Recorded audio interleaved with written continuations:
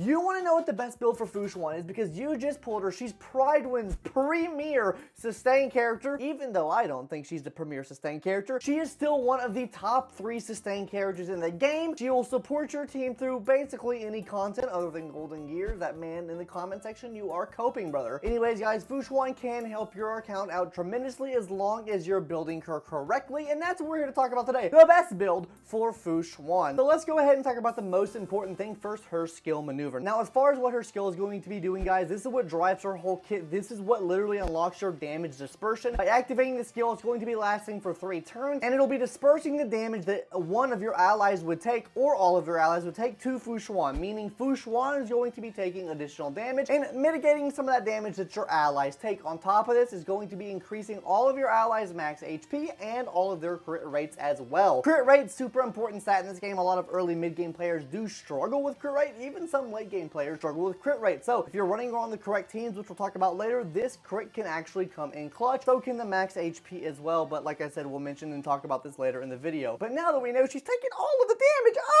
what are you going to do about it? How is she going to survive? Because if she's taking 65% of the damage that your allies are taking, surely she's gonna die, right? No, because that is where the talent comes in at. Because what the talent does is actually plays into your skill maneuver, because whenever your skill is up, all of your allies are gonna be taking 15% less damage, including herself, meaning all the damage coming to yourself is actually taking less damage than you would normally take. On top of this, guys, this is what gives you your full heal, basically, right? It's gonna be healing her up for upwards of 80% of her max HP. Honestly, I have healed almost a full every single time I've used this ability. Sometimes you don't, it really depends on how low you get, but most of the time, whenever you patch that 50% HP threshold, she heals herself back up, and this has 2 stacks. Now, what happens when you use both of those stacks? Easy enough, guys. You're going to be using her ultimate move, which targets every single enemy on the field. Every enemy, bam, full damage, cool. It also is going to be giving you 1 extra stack of this charge as well. That means the more you can ultimate with her, that means the more sustainability that she can give herself, and some slight sustainability to the team as well, because that is one of the bonus abilities that she has. Whenever she uses the ult, she's going to be giving healing to the team based off of her max HP, but that's not the only bonus ability that she has, because she does have 2 more which play directly into the skill. First of which being the macro cosmic, which means whenever she's on her last leg of her skill, when it only has 1 charge remaining, it gets to her turn, you use her skill, it gets her 20 extra energy back, meaning she's going to be regenerating 20 extra energy from your skill, meaning she's just getting her ultimate back up that much quicker. So normally get her ult back up whenever her turn comes around and she needs to reuse her skill to reapply the buff to the team, but it also depends on how much she's getting hit as well. But there are ways to mitigate this, which we're going to talk about in the build section later. Finally, the last bonus ability that she has, which is honestly one of the best ones in her kit, is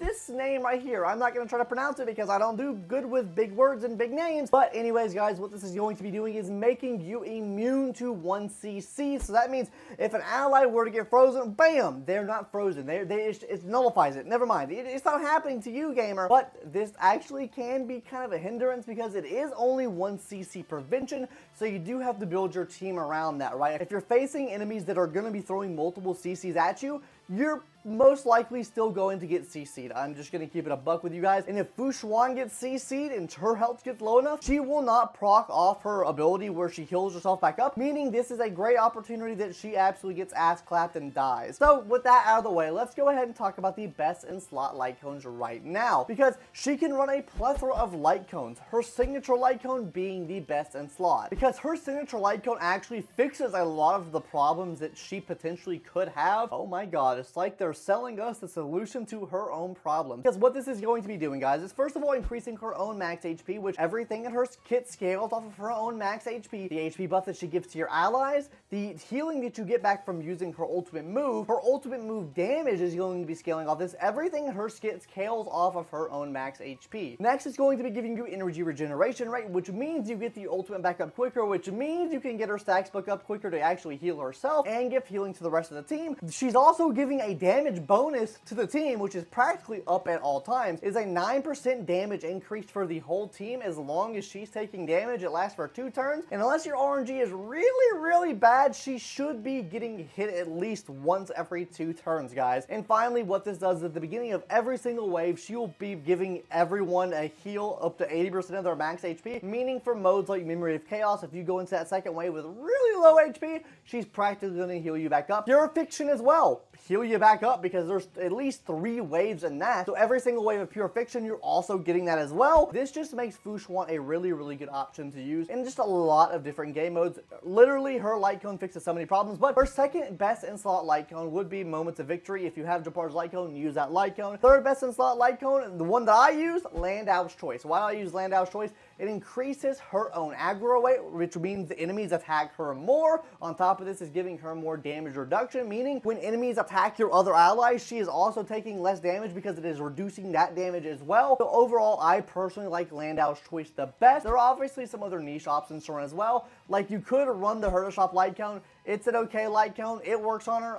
I don't use it because I use Landau's Choice instead. And also Trends of Universal Market because it allows you to put a dot on the enemy, meaning if you're running your own team with Acheron, because she does provide crit rate, which, let's be honest, Acheron does be lacking some of that crit rate. This could help Acheron in those situations as well because she's getting hit, she's applying debuffs to the enemy. When she's applying debuffs to the enemy, that also means that Acheron's getting stacks up for her ult as well. And it's just a really fluid motion to actually get Acheron's ult back up. But guys, that's really going to do it for light cones, and now the moment you've probably been waiting for, the Relics. And what is the best Relic set that she could possibly run? You subscribing to my YouTube channel, yeah. I just scammed you. If you've made it to this point in the video, or maybe you got scammed by clicking on a timestamp, please hit that subscribe button. I would really, really appreciate it, guys. I'm on the green screen right now. It says subscribe on the green screen. You know how much production effort went into this? We don't have any sponsors because I am vulgar, I am truthful, and I shit on HoYoverse all the time. So maybe one day when we get a sponsor, this will be there instead. But today's sponsor is me telling you guys to subscribe to my YouTube channel. But let me stop the plug now. Let's go ahead and hop into the best Relic sets now. As far as sets go, there are technically 2 sets you can run. There's one that I prefer over the other one, even though the other set is technically better. I prefer this set much, much more. And what does that set you to? I prefer 2 speed, 2 HP, or 2 Longevious Disciple, whatever you want to call it. Why? Because it gives me a speed buff, and on top of that, it's going to be giving me an HP buff as well. Now, the reason I run this is because I like my Fu Xuan to be a little bit fast. Why do I like her to be fast? Because I like her to get energy back up as fast as possible by using skills more frequently. She also is around the same as far as SP efficiency as well. If she's fast, that means she's able to do basic attacks more, which give SP generation to the rest of the team. On top of this, the other 2 piece of that is giving her a max HP buff as well, meaning you're just able to get some more juicy stats as far as your HP goes. And I guess the final reason why is because you can farm this from the same domain. You farm HP and speed from the exact same domain. That means you're not having to switch domains and trying to farm 2 different things. You can literally farm this domain and get pieces. If you had a blade, for example, or anyone that needs HP, for example, you could farm this domain for them, and you could farm this domain for any of your supports or sustains that give buffs to the rest of the team that gives them a speed buff as well, right? So you can take some of those pieces that you do not want to use on those characters and just throw them on Fu Xuan. We're going to talk about subsets in a second here, but that is my personal favorite set for Fu Xuan. Let's hop into the actual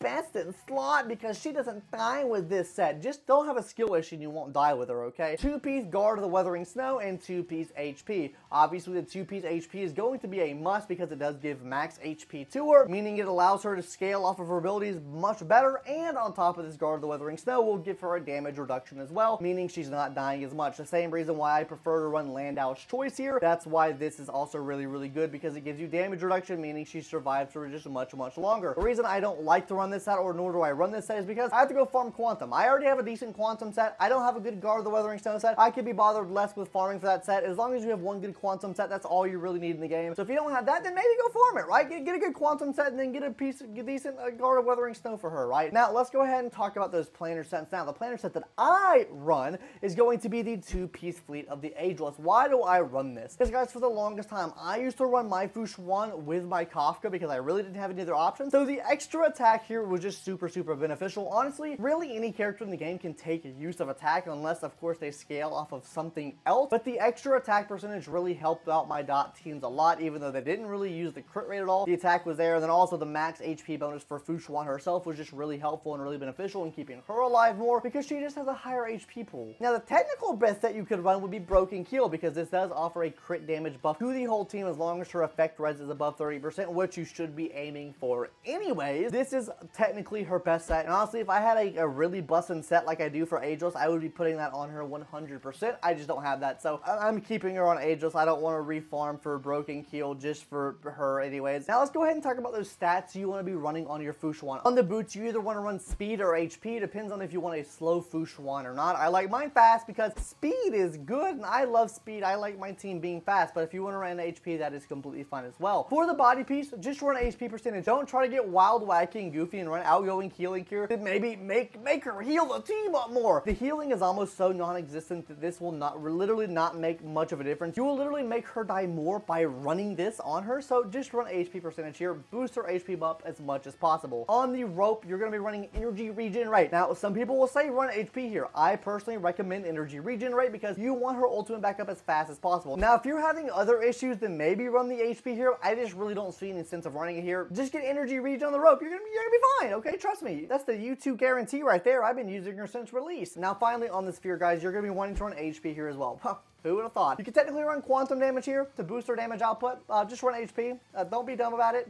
She's the sustainer for a reason. Just let her sustain the team. Let her do her job, okay? These are the main stats you want to run, but what are these substats you want to be running on your Fu Xuan as well? So easy clap here. HP percentage is a must. Have HP percentage on every single piece if you can get it. Speed, effect res, and finally defense I didn't mean to flick you off. Defense percentage. Okay, guys, run defense percentage as well. This just makes her more tanky if she takes damage. And boom, she doesn't take as much damage anymore. Speed, obviously, make her fast. Effect res, so she's not getting damage as much. But let me go ahead now and throw up on screen what you want to be running as far as recommended stats. Now, these recommended stats can change. It depends on what you run on her set, right? If you're running her on a more defensive set, I see some people running her on Purity Palace, then obviously these stats would be a little bit changed around here. You want to have a proportional amount of defense that she has to HP, so that means the more defense you have, the less HP you can have, but you really want more HP in proportion to defense. Obviously, you see on screen here all the bare minimums you want. Anyways, guys, with that out of the way, let's go ahead and talk about her Eidolons now, because Eidolons are actually pretty important. Guys, her E1 is cracked. I am not going to lie to you. Me personally, I recommend E1 over her Light Cone just because it gives a crit damage bonus as well as a crit rate bonus. This is amazing, guys. This is giving a crit damage bonus to the whole team as well as a crit rate. This literally gives you free CV for all of your characters. Now, I understand her Light Cone gives a damage bonus to the team, but I think the 30 crit damage here is going to be a lot better for you. Trust me on that one, guys. I personally do prefer her E1 over her S1, but that's just my take on that. Let's go ahead now and talk about team synergies. What team does she work with? Who does she work well with? And so on and so forth. First of all, guys, Acheron. Acheron will work great with Fu Xuan. Now, why will Acheron work great with Fu Xuan? Because Fu Xuan gives crit rate, and if you have her E1, crit damage as well, which is what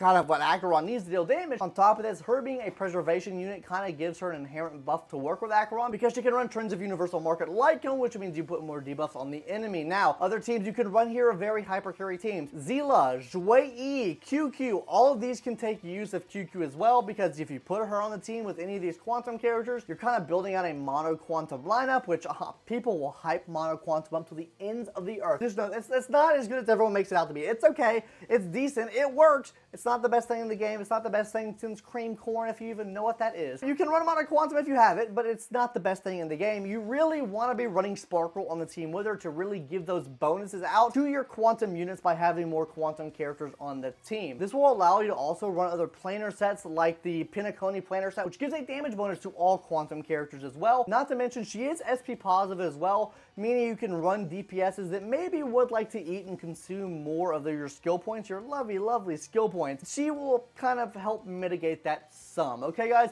But gamers, that's gonna do it for today's video. If you enjoyed, please subscribe. By the time this video comes up, surely I'll have the giveaway for Firefly up. How do you enter that giveaway, you might ask? Easy clap, guys. All you're gonna need to do is first subscribe to the YouTube channel. You better subscribe right now. Subscribe to it, okay? That's step one. Step number two is going to be entering the Discord. Joining the Discord. It's in the link down in the description. Join the Discord. When you've joined the Discord, you're going to be going to the giveaway tab. There will be a giveaway tab after you've assigned your roles and everything.